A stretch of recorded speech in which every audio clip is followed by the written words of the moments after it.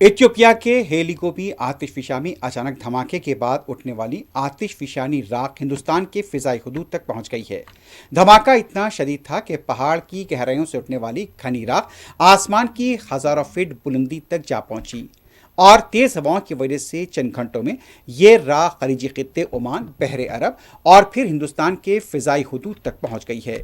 इस गैर मामूली सूरत हाल के पेश नज़र शहरी हवाबाजी के इदारे DGCA और मुंबई व दिल्ली के मौसमियाती मुशाहिदा दफातर ने फ़िज़ाई कंपनियों के लिए सख्त अलर्ट जारी करते हुए उन्हें राख वाले इलाकों के ऊपर परवाज न करने का मशवरा दिया है।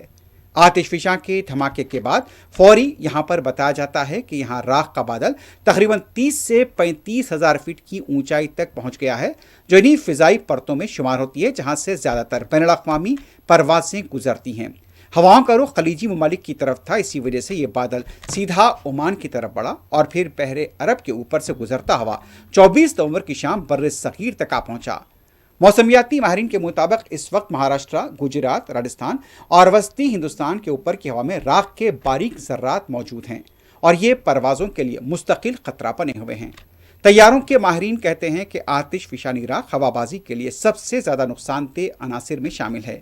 इसकी वजह यह है कि राख इंजन में दाखिल होकर पिघलती है और टरबाइन के अंदर जमकर रुकावट पैदा करती है। इससे इंजन बंद होने तक का खदशा रहता है। सिर्फ इंजन ही नहीं बल्कि जहाज के सामने वाली शीशे की परत भी बुरी तरह खुरच सकती है, जिससे पायलट के लिए मंजर धुंधला हो जाता है।